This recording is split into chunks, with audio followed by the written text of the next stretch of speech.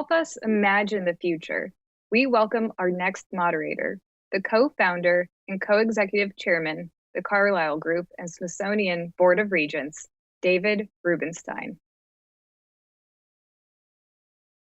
Hello, this is David Rubenstein, and I am privileged today to be able to have a discussion with two extraordinary individuals. Let me just briefly introduce them. We'll go into a discussion that we're going to have over the next 20 minutes. First is José Andrés. José is one of the world's leading chefs, of course. He's also one of the leading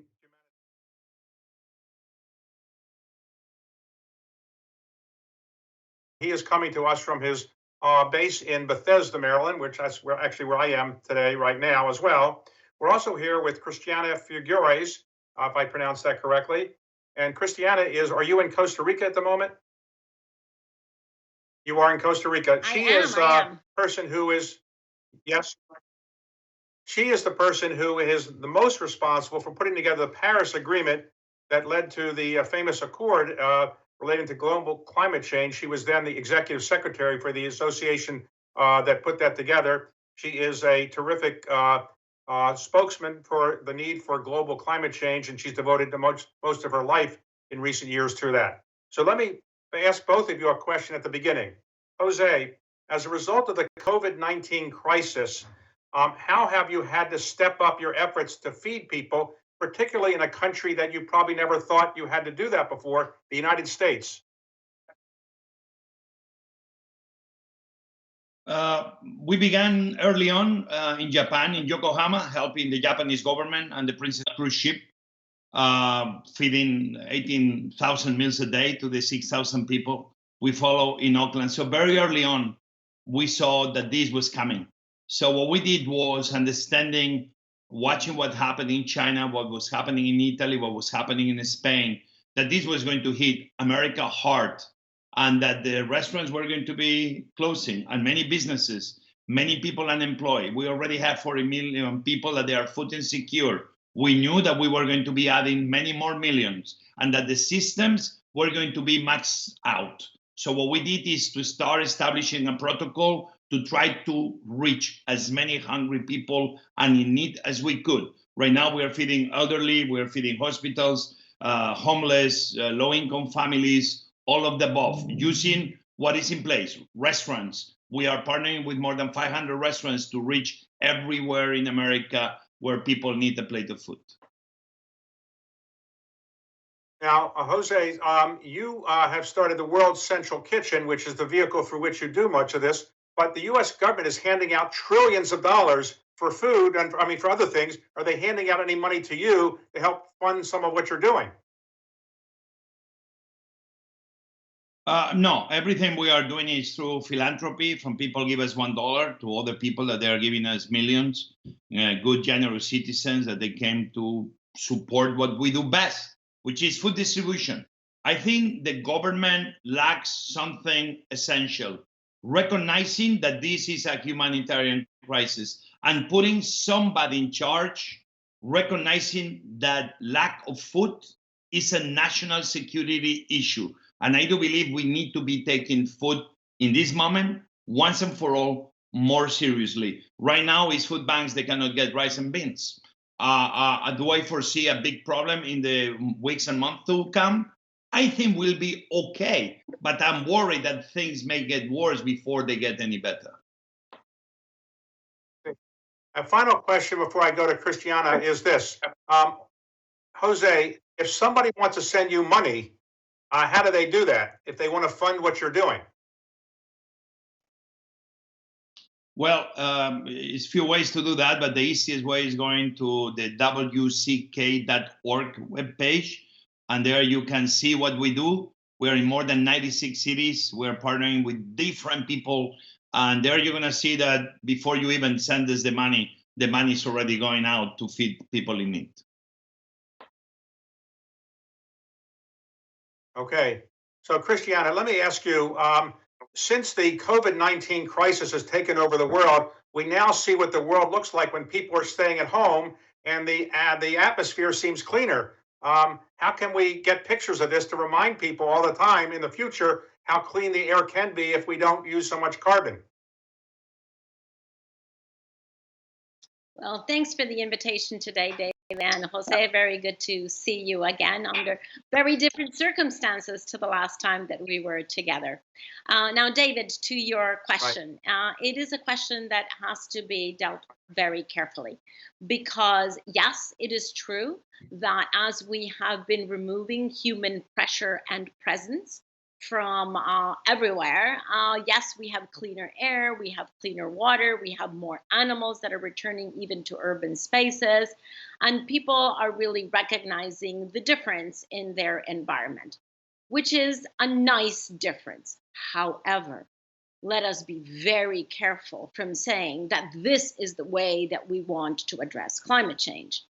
We cannot address climate change. We cannot decarbonize the economy at the horrific cost of thousands of human lives, of millions of people who have lost their livelihoods, lost their jobs, lost their access to food, as Jose has already told us.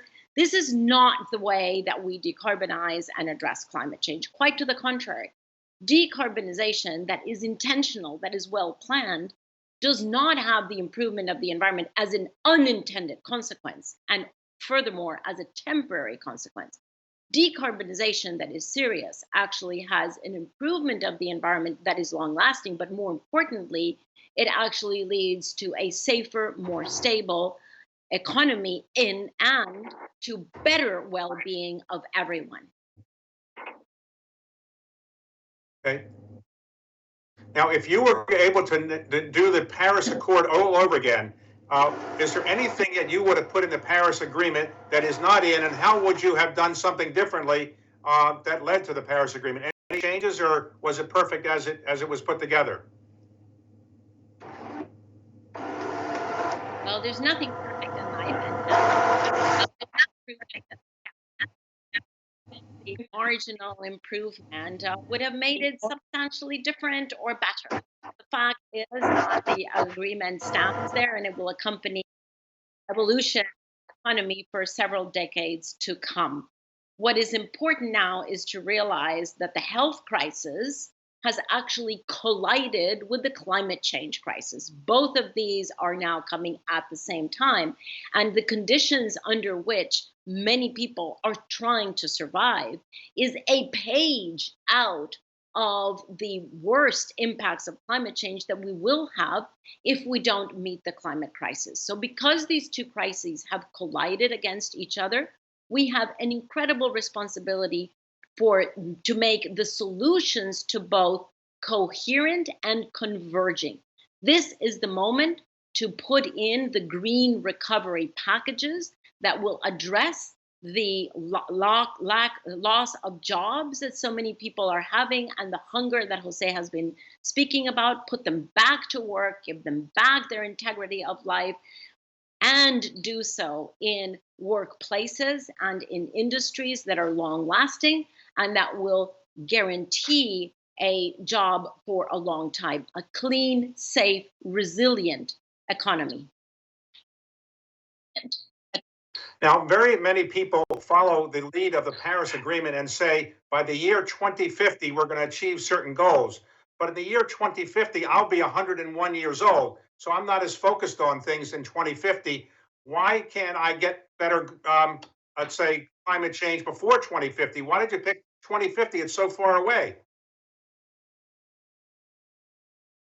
2050 is very far away, and you will be 101, but my grandfather lived until he was 105. So, David, you stand a good chance of still being with us. So you shouldn't put this off and say it's beyond your lifetime. The fact is that we're all living longer, and it is definitely within the lifetime of all of our descendants, our children and our grandchildren. Yet, it is a long-term effort. Now, the reason why it's important to have a long-term goal is precisely because it determines what the shorter-term goals are. So we do have a final goal of no more emissions by 2050, but in order to get there, it's sort of like running a marathon. You don't run it all of a sudden. You train for it, and you have points throughout the course in which you check in to make sure that you're staying on course. The first check-in point to make sure that we are staying on course is actually precisely this decade that we're just starting right now. By 2030, we have to be at already 1/2 the emissions that we have right now. And in order for that to be the case, this is the year in which we have to start to descend the emissions. And they will, because of the coronavirus crisis. That is not a sustained answer to climate change. Yes, we will harvest these reduction of emissions, but as I say, it comes at too much of a human cost, and we have to be able to make the changes in the economy toward more carbon efficiency so that we can have sustained reductions and improved well-being worldwide. Well, I think you have better genes than me, so you're more likely to make it to 100 than I am. But anyway, Jose, let me ask you a question. You're a world famous chef. You have 31 restaurants in various parts of the world, and you're a great chef because I've had dinner at your house where you cooked the dinner, and it was great. Why don't you just stick to being a chef? Why don't you decide to do this? Isn't being a chef, a world-class chef, enough for you? Why do you have to take on this humanitarian crisis? What prompted you to do this? Because I saw that the system was lacking real response for emergencies. The last moment was Bahamas. More than 80,000 people in Bahamas were affected by Dorian. If it was not for World Central Kitchen, who was going to be there to feed the people?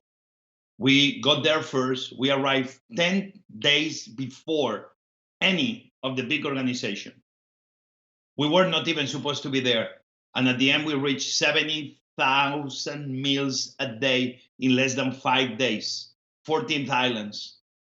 You need an organization like World Central Kitchen. When you need to provide medical after emergencies, you send doctors and nurses. When you need to do reconstruction, you send architects. Well, when you need to feed the people, why you don't send the best people to feed the people? Those are cooks like me. So that's why I decided to do it. I want to feed the few. I want to have a 3-star Michelin. But also, I need to feed the many, because if not, my community will not do well if around where I live, everybody else is doing bad. I do believe the new American dream, the new dream for the world needs to be, I need to provide for myself and my family, but I need to fight also to provide for the people I don't know the same things I'm claiming for myself. That's the only way forward. That's what I do, to feed the few, but also to make sure we are able to feed the many. Well, you're doing great humanitarian things. People want to make sure your health is good. So what are you doing to make sure you don't get COVID-19? How are you dealing with social distancing? Are you staying in your home now? What are you doing to make yourself healthy and make sure you can live to 100 as well? Well, I've been traveling around. I just came back from Queens, Bronx, New York. I'm on my way to Newark. I've been going around Virginia, Maryland, DC. I have to do it. I keep my family safe, but I have to be there. Somebody has to be feeding the people. We're hundreds, if not thousands of people across America feeding people in need. There's no way we can just stay home. Some people have to be feeding the people fighting this virus. So it's my role, it's my little contribution. Why I am protected, and our teams, we were the first organization to do HACCP, to do the right health protocols to protect everybody.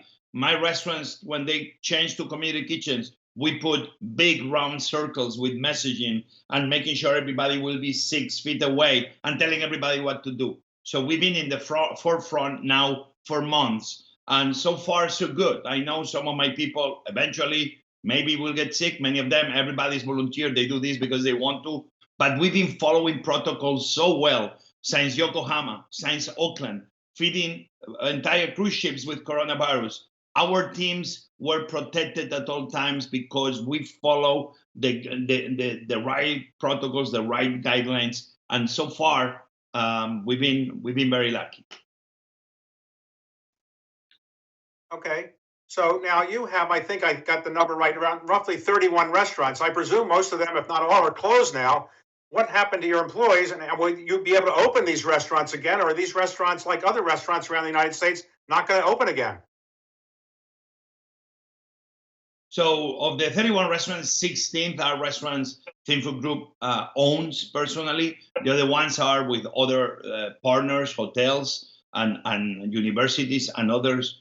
The 1,600 employees that directly depend from me, from Theme Food Group, we were able to be covering more than 5 weeks of full salary and full benefit. Why we did that? Because it's what I had to do. I had to be there for them because they've been there for me. This has been a very smart way for us because I didn't want to put extra anxieties on the shoulders of those men and women that they work so hard to help me have the company I have. So now I think that we need all to be taking care of the health crisis, at the same time the humanitarian crisis, and maybe Congress has not been the best at implementing a plan. I think they were supposed to be kind of doing it different. They were supposed to put the money for reopening, making sure that everybody will be paid a salary, making sure that everybody will be okay, maybe move leases and rents and debts, leave it forward into the future, and make sure every employee will be fine across America, and then invest money to reopen America. We'll see what happens. I hope that restaurant industry will be part of the reopening of the economy, the reopening of America. I'm getting myself ready to do that. But first, I need to make sure that we take care of the health crisis, and second, of the humanitarian crisis. If we do that, the economy will go up on its own. All right, Christiana, let me finish with you. What is the major lesson you have learned from your efforts in dealing with climate change? And over the years you've been working on it, what is the major lesson you have learned and you would convey to other people? Well, amazingly, there are many lessons to be learned from this COVID crisis that are applicable to climate change and to many other challenges that we are already and will be in the future dealing with. One, of course, is the tautological learning that a global challenge is, in fact, global. That there is no such thing as some people are going to be affected and I'm going to be exempted. As Jose has already said, he's feeding the some, but he also has to feed the many. And that is a very clear example of the fact that we, each of us, are as vulnerable as the most vulnerable person. So the fact that global challenges are global and that we have to leave no one behind, that all of our policies and our actions have to be inclusive, that is true of the recovery from the COVID crisis. It's also true of climate change. The other big lesson that we are learning here is that that dealing with challenges like this requires both systemic measures, such as the ones that governments have already put in place for COVID crisis, also for climate change, but that it also requires individual behavior changes. And how many times were we told that we humans are creatures of habit, that we cannot change our behavior? Well, I will have you know, we have definitely changed our behavior in just a matter of weeks. And we have to always combine the systemic with the individual behavioral changes. The one behavior change that I hope is going to be sticky beyond the health crisis is the fact that we're all traveling less. We have all learned to use these video conferencing technologies a little bit better than before. And I think once this is over, we will all learn that actually it's not as perfect as being there in person, and you certainly can't cook over the screen, but there are many messages that can be delivered and many opinions that can be exchanged over a video screen. And I do think that travel is not going to return to the levels that we had, certainly not business travel. It is also very possible that the way that we organize office space will be quite different. So we will have certain behavioral changes that have been put in place for this crisis that will be in place even after we come out of this crisis. And in fact, that will help climate change. All right, in one word for both of you, are you optimistic about the future or are you pessimistic? Jose, are you optimistic about the future of the Earth or pessimistic?